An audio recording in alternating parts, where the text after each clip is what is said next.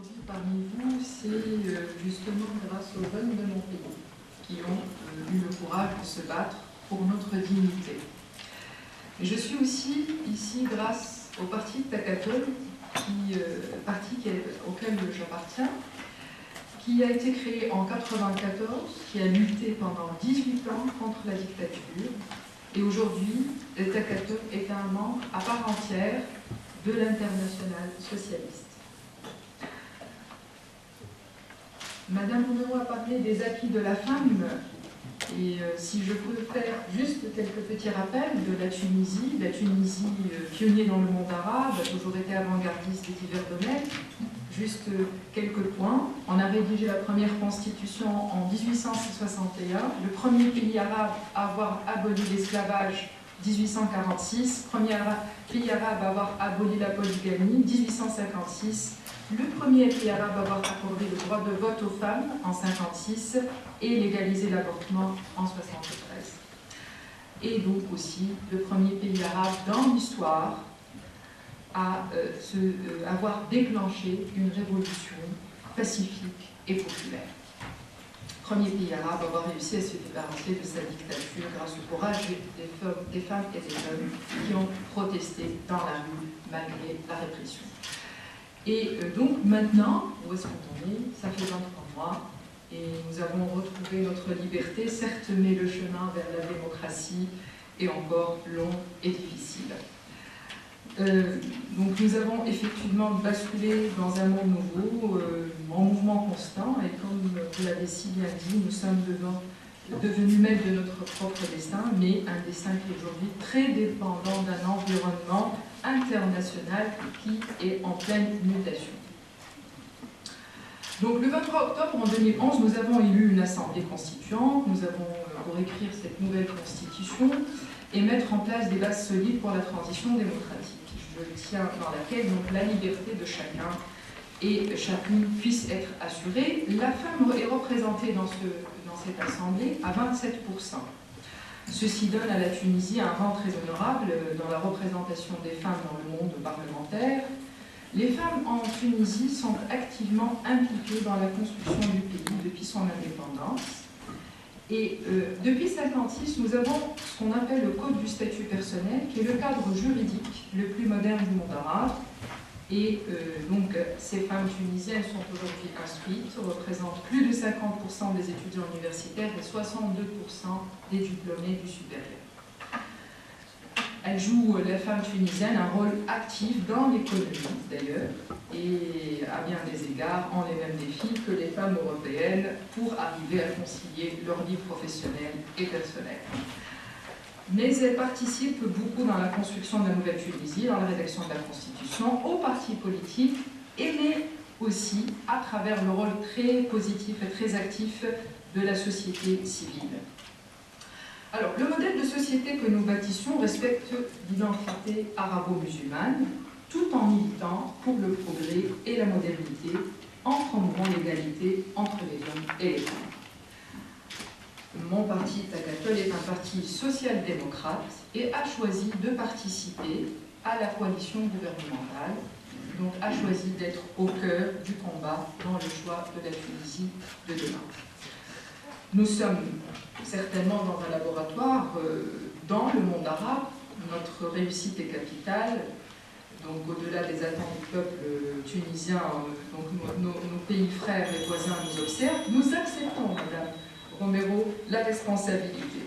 Cette responsabilité est avec votre aide, celle de l'Union européenne, notre premier partenaire économique, et dans quelques jours, futur partenaire avancé. Nous serons futurs partenaires avancés au niveau de l'Union européenne, nous serons en mesure de relever tous les défis qui nous attendent.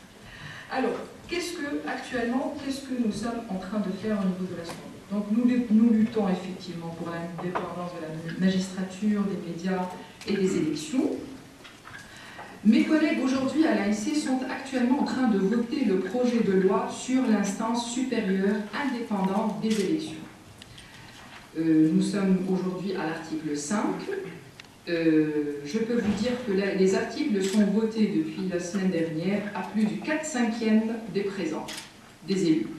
Notre Assemblée aurait enfin retrouvé l'esprit du consensus essentiel pour réussir notre transition démocratique. Des projets d'amendement futurs sont attendus concernant essentiellement la transparence et la parité au niveau de cette instance.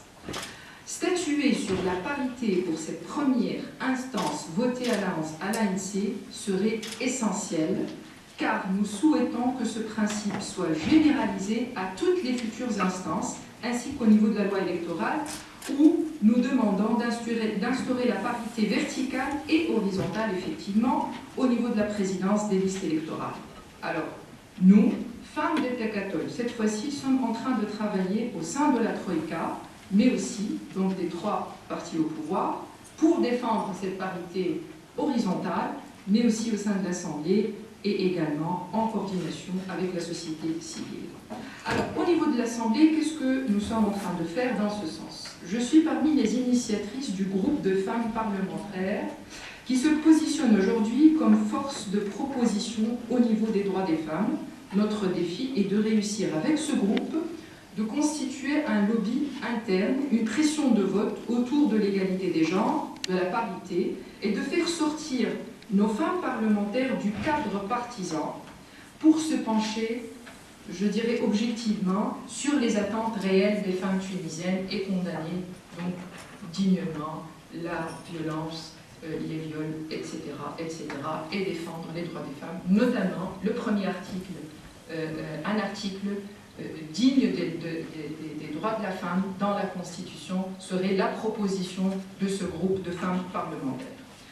Nous sommes en train d'actualiser et d'officialiser ce groupe, définir les objectifs, le règlement intérieur, etc. Et toute forme de collaboration ou de capitalisation d'expérience nous permettant d'avancer là-dessus serait bien entendu la bienvenue. Au niveau de la Constitution, en tant que vice-présidente de la commission préambule, principes fondamentaux et amendements, donc j'étais dans une commission où il y a 22 membres. Je tiens à préciser que le processus de rédaction de la Constitution s'effectue au sein de 6 commissions qui travaillent en parallèle. Première commission, donc un préambule, principes fondamentaux. Deuxième commission, le droit et liberté. Troisième sur les régimes politiques. Ensuite, les instances constitutionnelles. Et donc la dernière instance, c'est la décentralisation, qui travaille sur la décentralisation. Donc, les commissions sont constituées de 22 membres avec une représentativité proportionnelle, donc selon les partis politiques. Cette commission, en tout cas la nôtre, est majoritairement constituée de 22 membres, majoritairement conservateurs, qu'ils soient des partis de la Troïka ou de l'opposition. Les valeurs communes, toutefois, qui unissent ces membres sont l'instauration de l'état de droit, la séparation des pouvoirs, donc la suprématie de la loi, l'indépendance de la justice, la démocratie participative et décentralisée, la bonne gouvernance des institutions de l'État, la neutralité, la transparence, etc. Par contre, quant aux droits sociaux, quant à l'égalité sociale, slogan phare de notre révolution, que nous, élus Takatol, avions défendus, n'ont pas été adoptés par cette commission.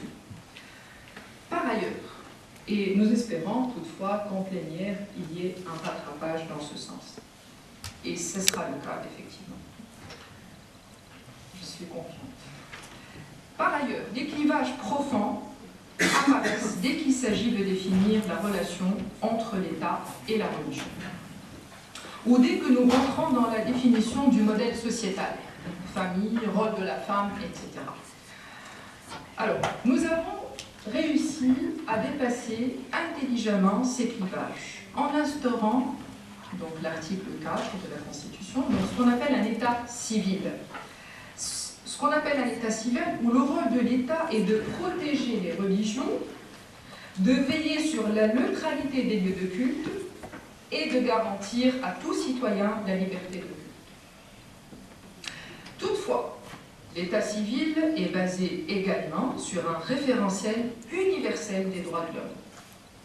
Et nous sommes étonnés que des forces démocrates représentées dans notre commission ne nous ait pas soutenus lors de l'établissement de ce principe. Je tiens à ce titre à saluer la société civile, notamment la Ligue des droits de l'homme, l'UGTT, l'Union générale des travailleurs tunisiens et les autres associations et les institutions phares, de nous avoir soutenus et de constituer aujourd'hui un vrai levier jouant un rôle fondamental dans ce processus de transition démocratique.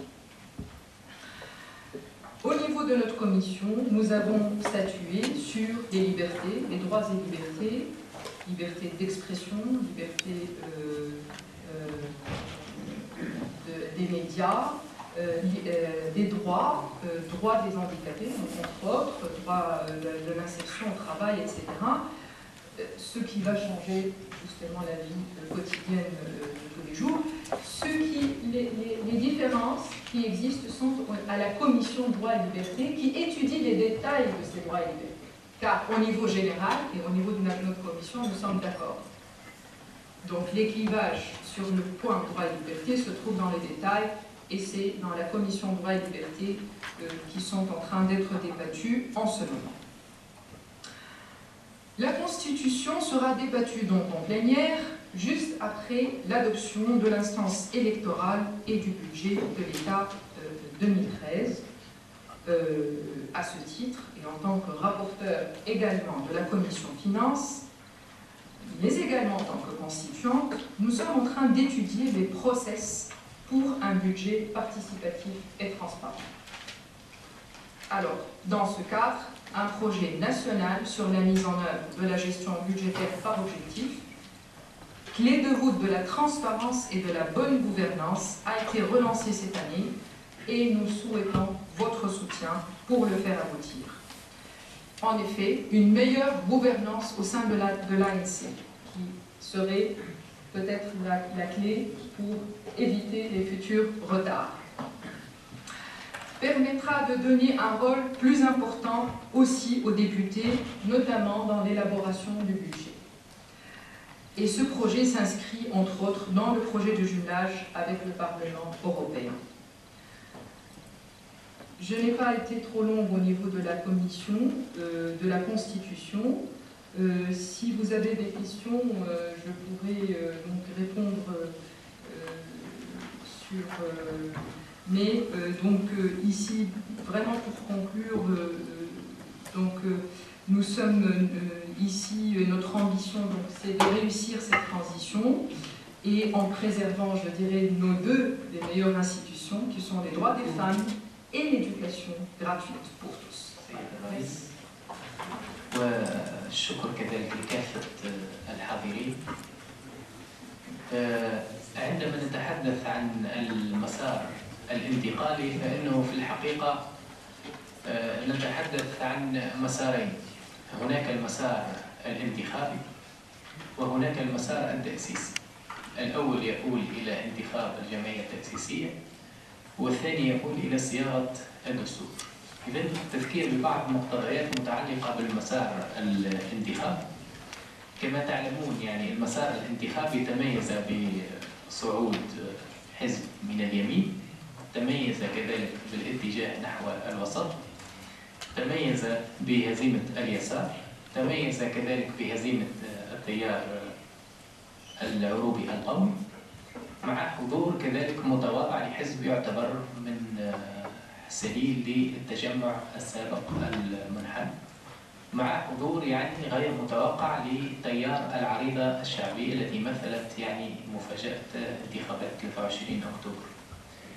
قد تقرأ هذه الانتخابات من زاوية أخرى، من قبيل أن هناك في المجلس التأسيسي تيار محافظ تتزعمه حركة النهضة، وقد تقرأ بوجود يعني تيار حداثي يقابل حركة النهضة عددا وحجما، 41% تقابلها يعني 59%.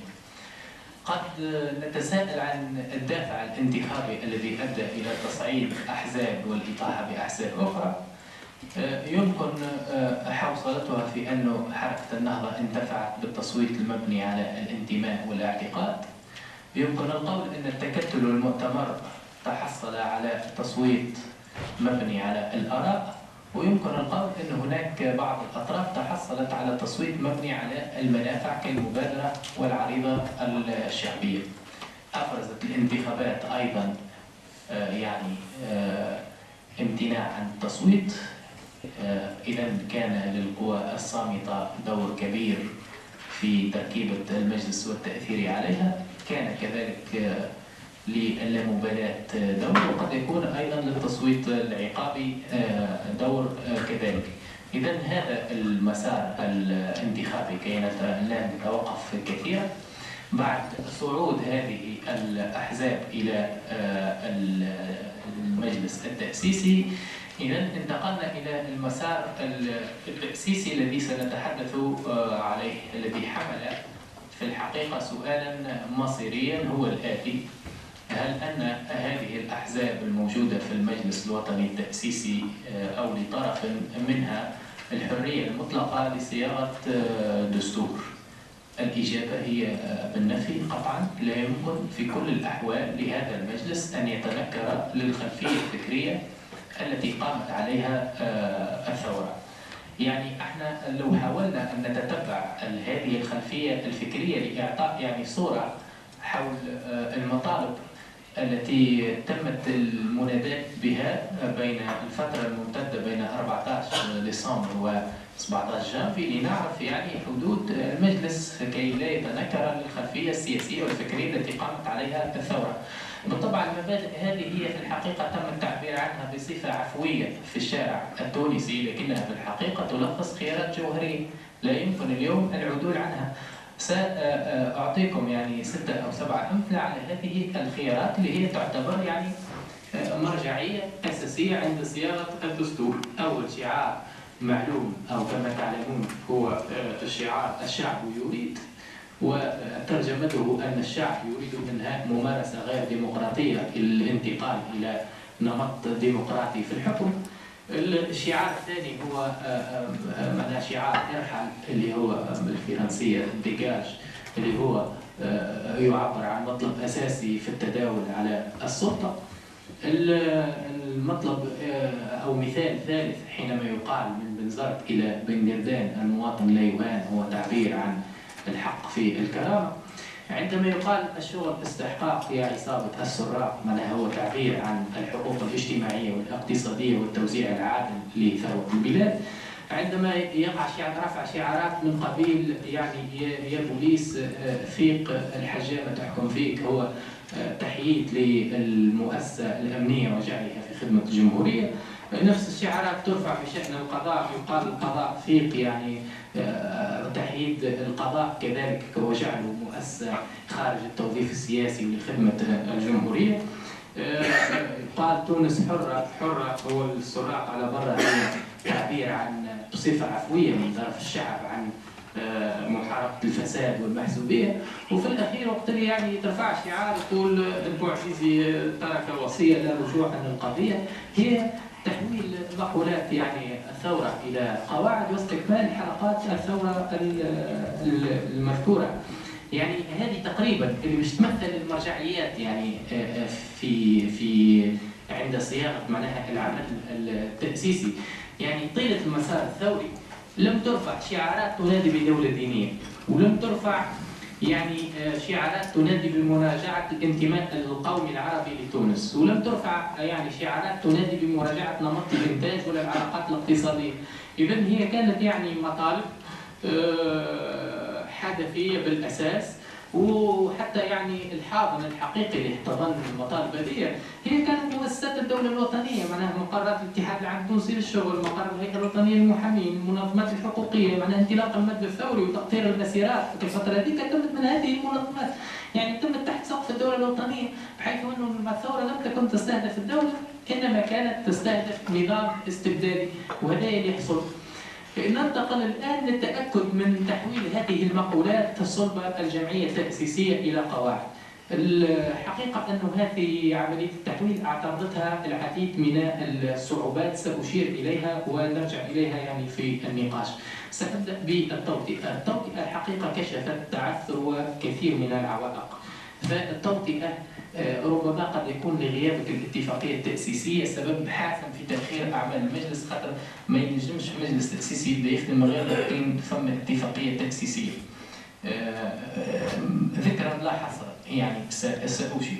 التوطئة مثلا تغافلت عن دور الجمهورية الأولى في التأسيس، لأنه نحن الثورة لم تكن قطع مع العقد الجمهوري والإرث الجمهوري، بل كانت امتداد للإرث الجمهوري، وبالتالي كان على المؤسسين الثانيين التنصيص صراحة سلطة التوطئة على دور المؤسسين الأوائل ودور الجمعية التأسيسية الأولى اللي أسست أسس الجمهورية. اثنين، تعدد المرجعيات، هذا يكون خطير جدا. دونك المطلوب من الجمعية التأسيسية الحالية هي أن تعطي تأويلا نهائيا. لو تم الإبقاء على الصياغات المفتوحة سوف التوطئة، لابد من إعطائها تأويل نهائي بما يتطابق مع مقتضيات الفصل الأول من الدستور، وعدم تركها لاجتهاد المحاكم لاحقا اللي نجم يؤدي إلى تسريب بعض المعطيات اللي تتنافى مع العقد الجمهوري. ثلاثة، السلطة القضائية ظلت التوطئة خارج السلطة،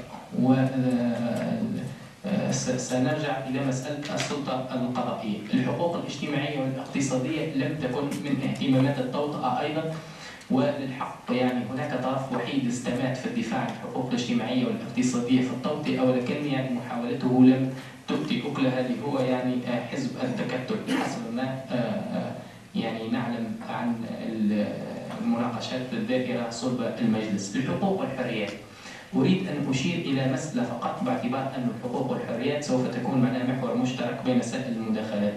احنا عادة يتم التهويل والمبالغة، يقولوا أنه حقوق المرأة مهددة والأحوال الشخصية مهددة بعد صعود تيار إسلامي إلى الحكم، والحقيقة هي عكس ذلك. لماذا؟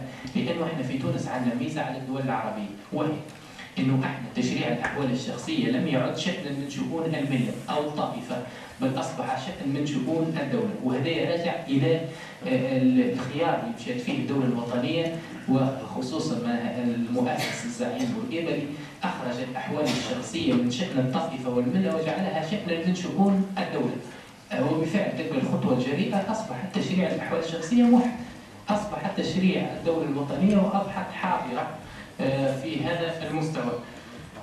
النقطة اللي أحب أشير إليها كذلك هي مسألة النظام السياسي. النظام السياسي في تونس يقولوا سنذهب في نظام برلماني. لماذا؟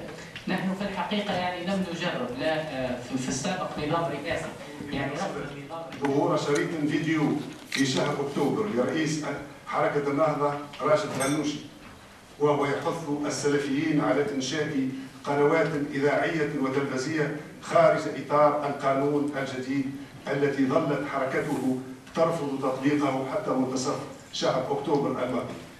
أما في مجال